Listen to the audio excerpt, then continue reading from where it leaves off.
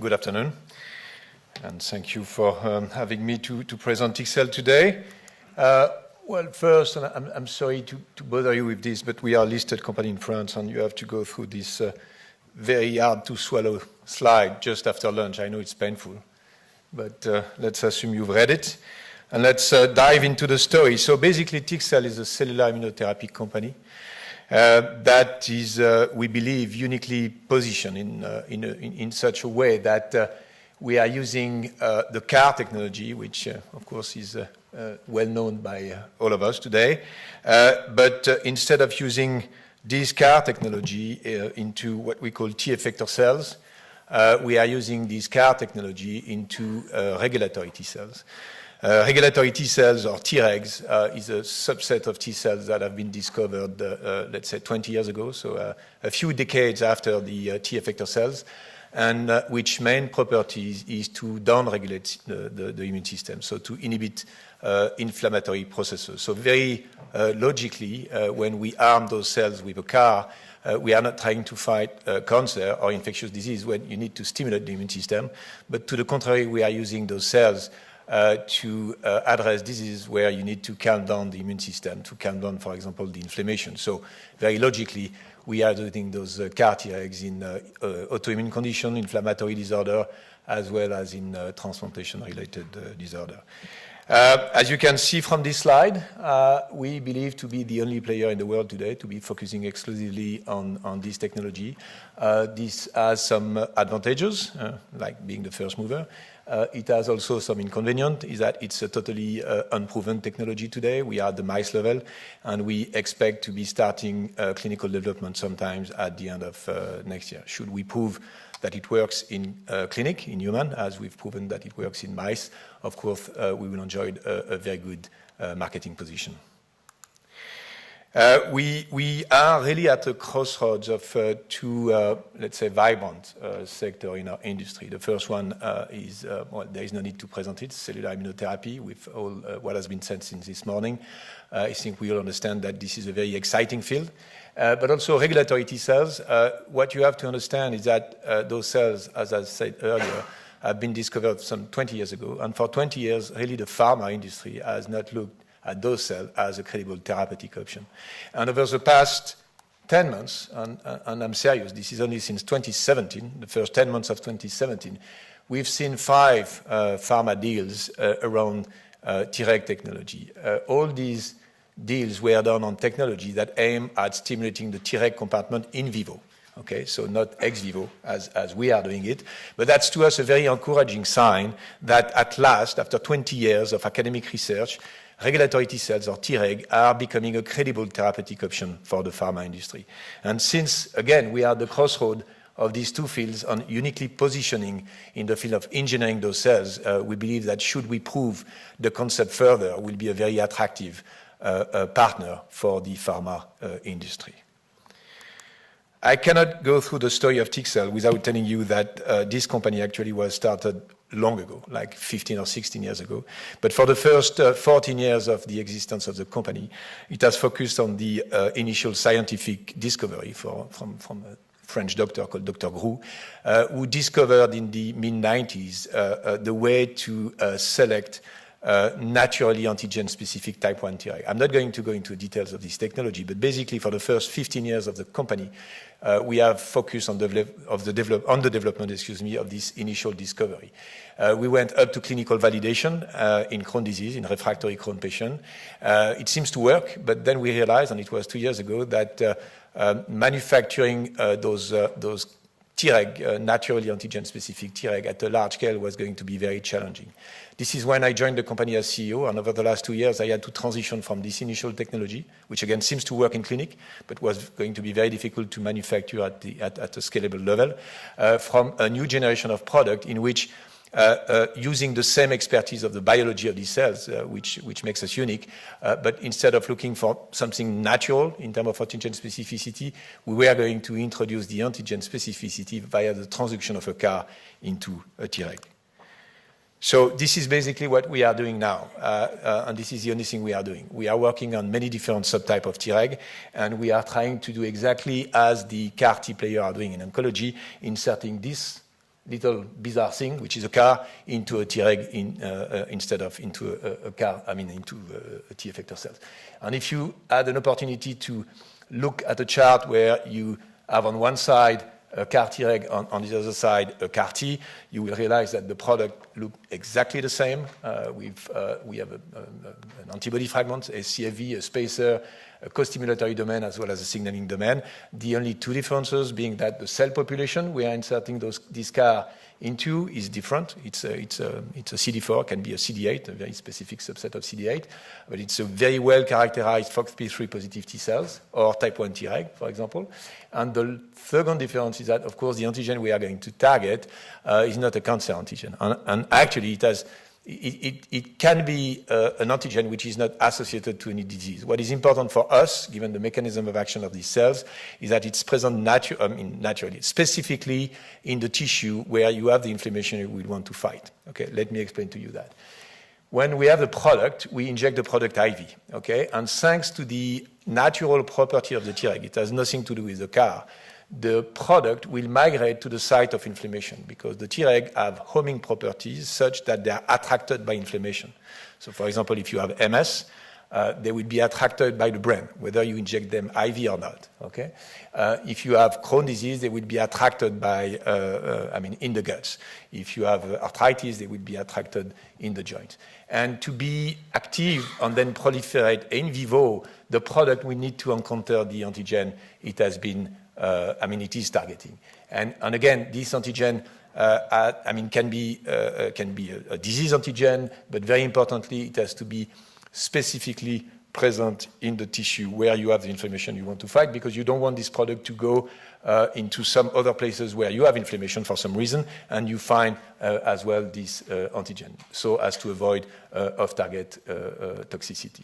So this is, in a nutshell, how it works. And then when it encounters the antigen it is targeting, the Tregs will activate, they will, we suppose, proliferate, and then they will deliver what we call a bystander mechanism of action or effect. They will secrete or release anti-inflammatory cytokines such as IL-10, for example, and also have a direct cytotoxic effect on pro-inflammatory T cells. Very rapidly, manufacturing process. When we started to work on, I get it. When we started to work on this technology 2 years ago, at least less than 2 years ago, you have to understand that we had nothing. The former manufacturing process we had cannot be applied to this because there are a few steps that are very different, including this one, which is the introduction of a CAR into the Treg.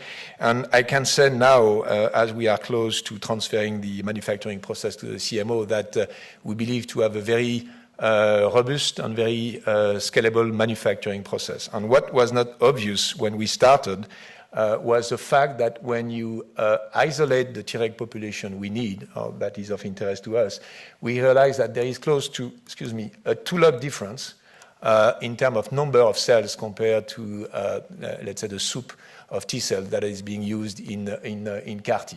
And so basically the starting material after a normal apheresis or leukapheresis is like 1 million Treg cells, and at the end of the day, thanks to our manufacturing process, we can generate up to 300 million CAR Treg cells. And importantly, the product that we are going to inject at the end of the day, and again, in opposition to most CAR T product, will be a very, very, very pure population of CAR T cells. And this is one of the reasons why we believe we will be injecting doses which have nothing compared to the doses that are injected when you inject a CAR T into a cancer patient.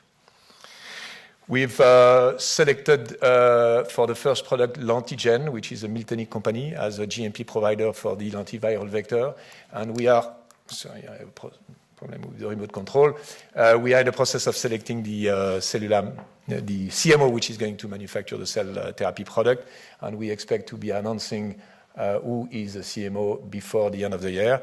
The idea for us is to start the transfer of the technology at the beginning of next year, as we have as a main objective to start a first-in-man study by the end of next year. So time is of the essence, and today I can confirm that nothing is preventing me from saying that we are in line to reach that objective.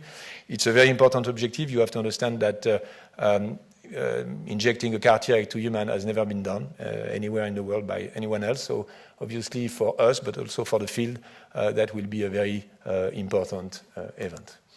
The first program is in transplantation. It's a CAR targeting HLA-A2, which is a common mismatch antigen in the case of transplantation. So we don't want to become a transplantation company, but we found in this setting a very good setting to test the technology for the first time in human. The first reason being that this is the let's say this is the antigen for which we have the largest corpus of preclinical evidence, mice study, as of today. Second, this is an indication, and we are going to target solid organ transplantation. So prevent the chronic rejection of lung or kidney transplantation. Is a very serious disease, probably close to the seriousness of what you can expect in cancer. And so we believe that going into such a serious disease is going to probably lower the bar in terms of requirement from the regulators in terms of toxicity package. It will be very difficult, or probably the bar will be higher in terms of requirement from the FDA or EMA if we were to test for the first time this technology in human in, let's say, rheumatoid arthritis, Crohn, or in early stage of MS. So we found, again, this kidney or lung transplantation as probably a good setting to start clinical development with this technology. And basically what we are going to do is that we are going to, in a case of mismatch, this is probably 25 to 30% of all solid organ transplantation, we are going to create from the blood of the recipient HLA-2 positive CAR-Treg that we are going to inject, and the patient is supposed to be HLA-2 negative, that we are going to inject after the patient has received a graft, which is HLA-2 positive. We expect through IV delivery the CAR-Treg targeting HLA-2 to go close to the organ that has been grafted, because this is where you will have the inflammation, and to have a specific effect around the organ and nowhere else.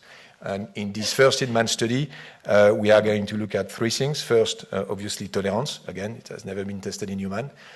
We don't believe to see the same kind of adverse effect that you can expect with a CAR-T. There is no preconditioning regimen. We are injecting very low dose. It's a very targeted. For many reasons, we don't expect to have the same kind of issue, but we don't know because it has never been injected in human. Tregs have been injected in human, polyclonal Tregs, non-antigen specific, massive amount of Tregs in 20 or 40 different clinical trials over the last 20 years. Most of these trials were academic trials. No signal of efficacy so far, but very importantly for us, no major toxicity issue. So all that reason all these reasons are leading us to believe that safety will not be an issue. But of course, we have to start with safety as a first, let's say, clinical endpoint. Second endpoint will be, of course, a very important and the main or the first efficacy endpoint is, can we control inflammation? So can we control the induction and proliferation of pro-inflammatory T cells? And the last endpoint, which of course will be, thank you, 2 minutes left, will be critical for the positioning, the market position of the product, and which is kind of the holy grail in immunology in pharma today, is can we induce tolerance, i.e., with this product, can we restore the system as it was before the disease started? On that, we don't know. There are a few mice experiments that are kind of alluding to this conclusion, but of course we have to test that. In human. In the interest of time, I will go fast to the conclusion. Well, in financing, we don't have any existential need for the next 15 to 18 months. Importantly, what you can expect from us in the coming months, we are expecting to be releasing additional preclinical proof of concept data, so mice data in clinically relevant model with different products. We have 5 or 6 products. Transplantation is the lead one. Next in line is a compound that we develop in MS. We are developing a program in rheumatoid arthritis, one in skin inflammation, as well as one in IBD. And for all these programs, we expect that within the next 6 to 9 months, we'll be able to generate compelling preclinical proof of concept and to communicate them publicly.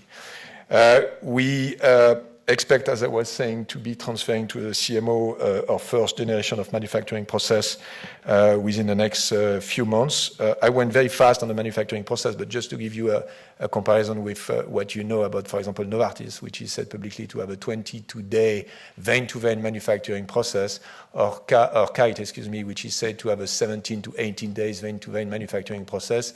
Our first generation of process, and again, we started to develop it only 18 months ago, is going to be around 25 days vein to vein, despite the fact that, again, we are starting from a very low count of cells. So we are, again, very proud about what we have achieved in terms of manufacturing process development. Very importantly for us, since we are starting from scratch, I mean, we restarted from scratch, it's very important that we secure a pharma partnership, and we are actively working on it. This is very high in the agenda. It's fair to say now that we know exactly what we are missing, and we expect to be having what we are missing within the next few months, and in that case, be in a position to sign an industry to find an industry or to sign an industry partnership in order to be able to position the company financially for the long term, because you cannot go into clinical development in this industry. I have to stop. Okay. Right now, or just 1 minute maybe, you cannot be a serious player in the industry if you don't have a lot of money. And today, since we had to do the whole reset and starting again from scratch, we are weak financially, so we need to achieve a few milestones to rebuild the story and be able to find a long-term financing solution, which we don't have today. And last slide, I'm concluding. The next two important milestones, 2018 first-in-man study. Again, nobody has ever done it before. Major milestone. And if everything goes well, 2020 clinical proof of concept. And then we will go back to the board and say we have two options. Either we find a massive amount of money to go up to marketing, or we might as well sell the company. Thank you very much for your time.